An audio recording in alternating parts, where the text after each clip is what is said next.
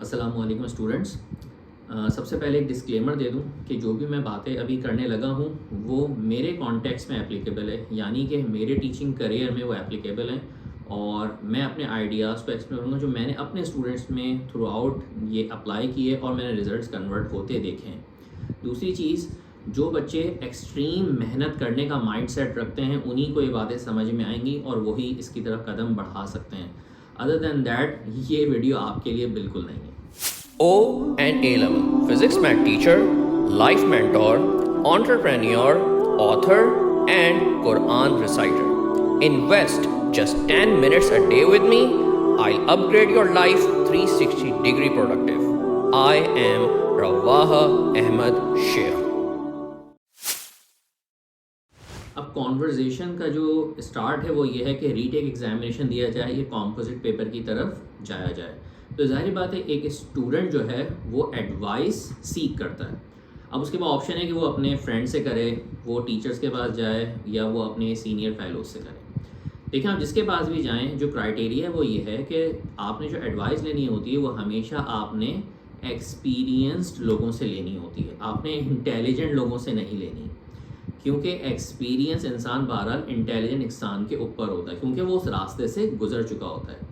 इस केस में आपने ये क्वेश्चन उन टीचर से करना चाहिए जो रीटेक स्पेशलिस्ट हों या रीटेक एग्जामिनेशंस की तैयारी कराते हों या प्रोफेशनल टीचर्स हों। फिर दूसरी चीज़, किसी एक टीचर की गाइडेंस लीजिए जिससे आपका दिल का यकीन है, और फिर अल्लाह पे यकीन करके उन टीचर की गाइडेंस, जो भी वो आपके टीचर हैं कोई एक, उनकी गाइडेंस को फॉलो करें और खूब मेहनत करें आखिर स्टेज तक। आपका काम है अपनी पूरी सलाहियत से मेहनत करना, आपके जो टीचर्स हैं उनका काम है पूरी ऑनेस्टी से पढ़ाना, बाकी जो रिज़ल्ट है वो अल्लाह ताला का काम है। आप अपने काम पे फोकस करें, अपने इमोशन को किसी ग्रेड के साथ कनेक्ट ना करें कि अगर मेहनत करने के बावजूद वो ग्रेड नहीं आएगा तो आप डिसहार्ट होंगे, ये तरीका ही गलत है। ना इसके बरअक्स ये है कि अपनी मेहनत पूरी करें ताकि आपका ज़मीर जवाब दे कि हाँ, जो मुझे वक्त दिया गया था, जो मेरे पास चीज़ें थी, मैंने उसके साथ जस्टिस किया। उसके बाद जो भी ग्रेड आए अल्लाह से राज़ी रहें, ए आए, बी आए, सी आए, जो भी आए। स्टूडेंट्स, मेरे अकॉर्डिंगली रीटेक उन स्टूडेंट्स को देना चाहिए जिनके यू, ई या डी ग्रेड आए हुए हैं। मेरे नज़दीक बी और सी ग्रेडर वालों को रीटेक देने की कोई ज़रूरत नहीं है। वो आराम से अगर अपनी गलतियों को सही कर लें और ख़ूब मेहनत करें तो सी से ए कन्वर्ट कर सकते हैं, बी से ए स्टार तक कन्वर्ट कर सकते हैं और ए भी ए स्टार तक जा सकता है, बशर्ते कि वो दिन रात मेहनत करें और जो भी उनकी गलतियां हैं, जो उनके टीचर्स बताएं, उसको सही से रियलाइज़ करें, या मेरे केस में जो मैं उनको गलतियां बताऊं वो सही से रियलाइज़ करें और फिर उसे इम्प्रूव करें। अब स्टूडेंट्स, आपको ये बात मैं बताता हूँ कि यू ग्रेड देखें डायरेक्ट नहीं आता, इसके बहुत सारे डॉट्स पूरे ईयर में कनेक्ट होते हैं। फॉर एग्ज़ाम्पल, आपसे कोई एक चैप्टर 1 ही पहले सही से अंडरस्टैंडिंग के मेयार पे नहीं हुआ, आपने उसके टन्स ऑफ पास्ट पेपर्स नहीं किए, उसके टेस्ट में आप फेल हुए, फिर अगले टॉपिक में भी ऐसे हुआ। अगर आप कॉलेज जो है इवनिंग इंस्टीट्यूट्स गोइंग थे, थ्रू आउट द सेशन कोई असेसमेंट नहीं हुआ आपका, बस आप जा रहे हैं, क्लास लेक्चर अटेंड कर रहे हैं, आ रहे हैं, ना आपका कोई काम चेक हो रहा है, ना आपके लेक्चर्स चेक हो रहे हैं, और अगर आप कॉलेज गोइंग या स्कूल गोइंग हैं तो आप टेस्ट में फ़ेल हो रहे हैं, फिर आप मिड टर्म में फ़ेल हो रहे हैं, फिर आप मॉक में फ़ेल हो रहे हैं। और समहाउ ये दोनों स्टूडेंट, चाहे वो ये रेगुलर हों स्कूल कॉलेज गोइंग या वो इवनिंग में इंस्टीट्यूट गोइंग स्टूडेंट हों, समहाउ पता नहीं कहाँ से ख्याल आ जाता है, पूरे साल ये सारा डेटा जमा हो रहा है और जहन में ये आ गया कि कैम्ब्रिज में समहाउ कोई मैजिक हो जाएगा और आप अपने उस ड्रीम ग्रेड को हासिल कर लेंगे। ऐसा कुछ नहीं होता भाई, हमेशा एक ग्रेजुअल सक्सेस के साथ इंसान बढ़ता है। अब इस पूरी बात को एक और तरीके से हम समझते हैं। अगर रेगुलर स्टूडेंट हैं स्कूल कॉलेज गोइंग, तो उसने अपने टॉपिक को अच्छे से समझा, नहीं भी समझ में आया तो टीचर्स से उसको दोबारा पढ़ के समझा, टन्स ऑफ पास्ट पेपर करते हुए जा रहा है, टेस्ट में स्कोर कर रहा है और बेहतर कर रहा है, बेहतर बेहतर बेहतर, मिड टर्म, मॉक, फिर जाके कैम्ब्रिज में चांसेस आ कि वो ग्रेड ले। इसी तरह कहीं वो इवनिंग इंस्टीट्यूट में प्राइवेट कैंडिडेट के तौर पे पढ़ रहा है तो वहाँ उसके असेसमेंट्स हो रहे हैं, वो टीचर से कनेक्टेड है, अपने पास्ट पेपर्स वो टीचर्स को चेक करा रहा है, टीचर्स मेन टीचर्स के खुद पेपर्स को चेक कर रहे हैं, उसे गाइड कर रहे हैं। दिस इज़ हाउ कि आप अपने क्रेडिबल ग्रेड तक जाएंगे। तो खुलासा यही है, समरी यही है कि यू ग्रेड भाई डायरेक्ट नहीं आता, आप इसका जो पूरा कसूर है वो खुद ओन करें। आप इसको किसी और चीज़ पे मत डालिए कि मुझे XYZ टीचर ने नहीं पढ़ाया या मेरे साथ ये हो गया, मेरे साथ वो हो गया। जब तक आप कसूर दूसरों पे डालते रहेंगे, आप अपने आप को परफेक्ट समझेंगे, आपकी करेक्शन दुनिया में कोई नहीं कर सकता। अब मैं स्टूडेंट आपको ये गाइड करूं कि जनरली जो ज़्यादातर स्टूडेंट्स होते हैं, समझिए 90% स्टूडेंट्स में मैं भी इंक्लूडेड ही हूँ, ज़्यादातर बच्चे एग्ज़ाम से 2 महीना पहले ही अपने फुल थ्रॉटल पे पढ़ना शुरू होते हैं। वो बहुत ही कम स्टूडेंट्स होते हैं कि वो थ्रू आउट द सेशन ही ज़बरदस्त पढ़ रहे होते हैं, कंसिस्टेंट पढ़ रहे होते हैं। लेकिन जो फुल थ्रॉटल वाली मेहनत होती है वो एग्ज़ाम से 2 महीना पहले ही हो रही होती है। तो भाई अगर पढ़ना ही 2 महीने है और अगस्त में रिज़ल्ट आया है, तो इस रीटेक में भी आप वही मेहनत करके उसे अटैम्प्ट कर सकते हैं। तो ये लॉजिक है कि ये टाइम इनफ है आपकी प्रेपरेशन को रिफ़्रेश करके उस पेपर की अटैम्प्ट करने का। अब इस पे एक और चीज़ ऐड करते हैं। ऑलरेडी जब ग्रेड बुरा आता है, अगस्त का रिज़ल्ट आ गया, तो जज्बात वैसे ही हाई होते हैं कि यार बुरा ग्रेड आ गया है, कुछ करना है। तो वो जज्बा या कह लें, वो पैशन कह लें, वो स्ट्रेस, पॉजिटिव स्ट्रेस कह लें, वो आपको पढ़ाई की तरफ हेल्प करता है। बनिस्बत वो समहाउ या भी इमोशन पॉजिटिव क्रिएट हुआ कि हाँ यार मैंने बहुत खेल लिया था या मैंने बहुत वक्त ज़ाया कर लिया था, अब नहीं करना। आप सही रास्ते की तरफ आते हैं, लेकिन आपने इस इमोशन को अपने हक में यूज़ नहीं किया। रीटेक अभी दे देंगे तो इस पूरे इमोशन को अपने हक में यूज़ करके कुछ ग्रेड अपना बेहतर कर लेंगे। बनिस्बत आप साल के एंड में फिर वो अपने नेगेटिव इमोशन की तरफ जाते जाते फिर वो आपको होश आएगा मई एग्ज़ाम से 2 महीने पहले। स्टूडेंट्स ये ज़रूर समझें कि देखें, यू से फॉर एग्जांपल अगर आप सी ग्रेड की तरफ जा रहे हैं तो ये एक माइंड सेट का शिफ्ट है, सिर्फ ग्रेड की तब्दीली नहीं है। और सी से जब आप ए पे जा रहे हैं तो ये अलग माइंड सेट का शिफ्ट है। अब इससे मैं क्या आपको समझाना चाह रहा हूँ, देखिए किसी को यू से ए की तरफ रीटेक में लेके जाना एक मुश्किल चीज़ है। मुमकिन है मेरे रिजल्ट्स भी आए, लेकिन मैं ये आपको दावत नहीं देता कि आप इतनी बड़ी अपनी कन्वर्जन करें। बनिस्बत आप अपने माइंडसेट को यू से सी की तरफ ला सकते हैं। अब ये माइंडसेट के चेंजेस में क्या या पर्सनैलिटी में क्या चेंजेस आते हैं। जो बच्चा नॉन सीरियस होता है, सी ग्रेडर उससे थोड़ा बेहतर सीरियस बच्चा होता है। वो टीचर्स की सुन रहा होता है, वो दिन रात मेहनत कर रहा होता है, उसके 70% कंटेंट पे कमांड होती है। तो ये एक शिफ्ट लाना कदरे आसान है बनिस्बत आप यू से एक्सट्रीम ए वाले माइंडसेट की तरफ चले जाएं। जब रीटेक में आप यू, ई या डी से सी ग्रेड ले आएंगे, बहुत बड़ी मोटिवेशन आ जाएगी। और एक छोटे से परसेंटेज का ही शिफ्ट है अगर आप इसको जो है एहसास इसका करें। और आप जनरल थ्रेशोल्ड देखें, मैं आप जनरल बात कर रहा हूँ, यू आता है नॉर्मली 20% पे, एवरेज ले रहे हैं। सी आ जाता है अराउंड 55% पे। तो 20 से 55% तक जाना कोई बहुत बड़ा मार्जिन नहीं है। इतनी मेहनत तो आप 2 महीने में की जा सकती है। फिर आपने अभी अभी समझिए मई में एग्ज़ाम्स दिए हैं, तो कंटेंट तो दिमाग में फ्रेश होता ही है।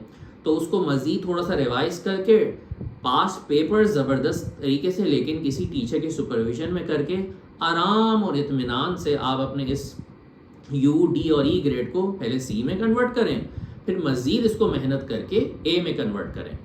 देखिए उम्मीद तो और मेहनत तो एक ही की जाए, लेकिन अगर सी भी आए, टारगेट अचीव हो गया, और बी भी आ गया तो और अच्छी बात है, फिर उसको मज़ीद मेहनत करके A2 में लिफ्ट किया जा सकता है। अच्छा स्टूडेंट्स, मैं कैसे ये मेक श्योर करता हूँ कि एटलीस्ट ये यू, ई, डी वाले जो स्टूडेंट्स हैं ये रीटेक अटैम्प्ट करके बी या सी ग्रेड ले लें।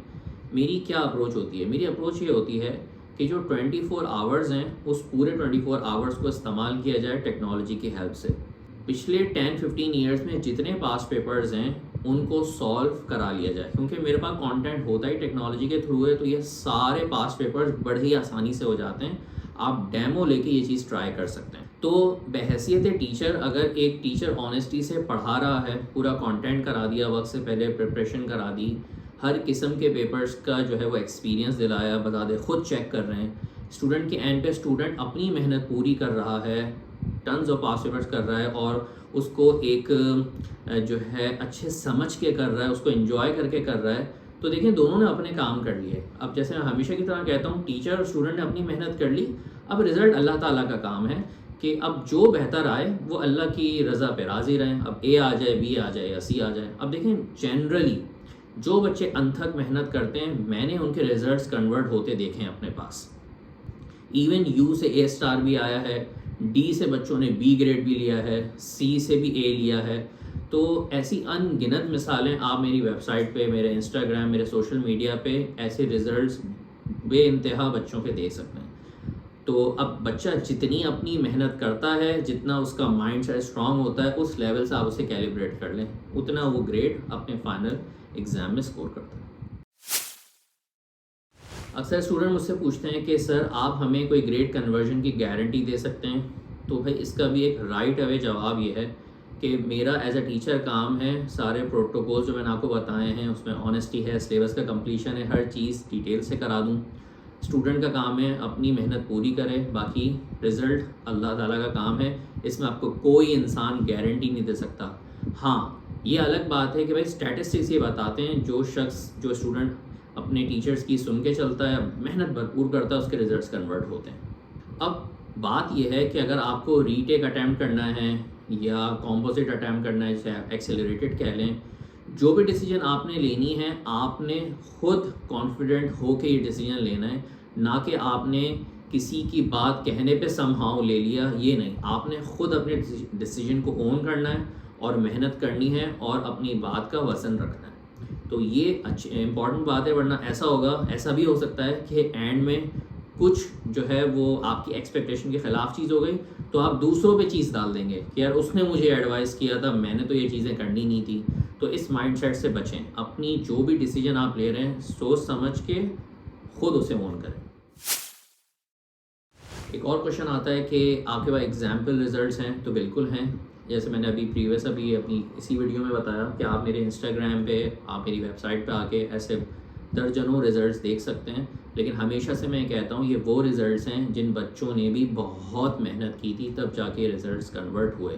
और पूरे ईयर के एतबार से आप देखें, पहले रीटेक से फॉर एग्ज़ाम्पल डी आया हुआ था तो उस बच्चे ने पहले बी स्कोर किया, फिर बी से मज़ीद मेहनत करके वो ए या ए स्टार तक गया। तो पूरी एक ईयर की जर्नी है। तो आपको ऐसे बहुत सारे रिज़ल्ट्स इंस्पिरेशन के तौर पे ज़रूर मिलेंगे। अक्सर ग्रेड कन्वर्ट करने में जो सबसे अहम किरदार होता है वो टीचर का सपोर्ट होता है, क्योंकि सारा मेरा मॉडल टेक्नोलॉजी पे बेस करता है। तो मेरा स्टूडेंट के साथ सपोर्ट 24 आवर्स होता है। तो अब ये व्हाट्सएप के थ्रू भी होता है, ये लाइव ऑनलाइन क्लासेस के थ्रू भी होता है, इसमें मेंटोरशिप भी है, एक कंप्लीट आइडिया है। अगेन जब आप एक डेमो अटेंड करेंगे तब आपको बेहतर तौर पे ये समझ आएगा कि ये सपोर्ट कितना आपके फेवर में है और आप इससे कितना ज़्यादा फ़ायदा उठा सकते हैं एज अ टीचर एक स्टूडेंट के लिए। तो स्टूडेंट्स, मैंने एक क्वेश्चन को हल करने की कोशिश की है, एक डॉट्स को मिलाने की कोशिश की है कि आप इधर रीटेक सेशन की तरफ जाएं या आप कॉम्पोजिट की तरफ जाएं, लेकिन बस मेन बात यह है कि अपने प्रॉब्लम को 1 ईयर के अंदर ही हल कर लिया जाए। रीटेक मेरे सजेशन के मुताबिक एक आसान ऑप्शन है। देखें, स्ट्रेस तो उतना ही है, बस स्ट्रेस को डिवाइड कर देते हैं तो आसान हो जाता है। अक्टूबर में अटैम्प्ट कर लेंगे और फिर मई में अटैम्प्ट कर लें तो एक ही साल के अंदर AS और A2 का डिसीजन और या प्रेपरेशन कह लीजिए पूरी अपनी कंप्लीशन तक चली जाती है। यूनिवर्सिटी के एडमिशन्स को अप्लाई करना आसान हो जाता है और A-levels के सेकंड ईयर में वैसे ही बहुत सारी चीज़ें होती हैं जो मैनेज करनी होती हैं, तो तमाम चीज़ों को कवर करने का टाइम मिल जाता है। उम्मीद करता हूँ ये वीडियो आपको पसंद आए। अगर आप मेरे सब्जेक्ट्स के डेमो अटेंड करना चाहते हैं तो नीचे मेरी वेबसाइट का लिंक है rawaahmedsheikh.com। आप उस पर आके तमाम चीज़ें देख सकते हैं, अपने डेमो को ट्राई कर सकते हैं। उम्मीद है आपको इस वीडियो का कंटेंट ज़रूर पसंद आए और आपका कोई भी क्वेश्चन है तो आप मेरे इंस्टाग्राम पे या यूट्यूब पे या मेरे व्हाट्सएप पे पूछ सकते हैं।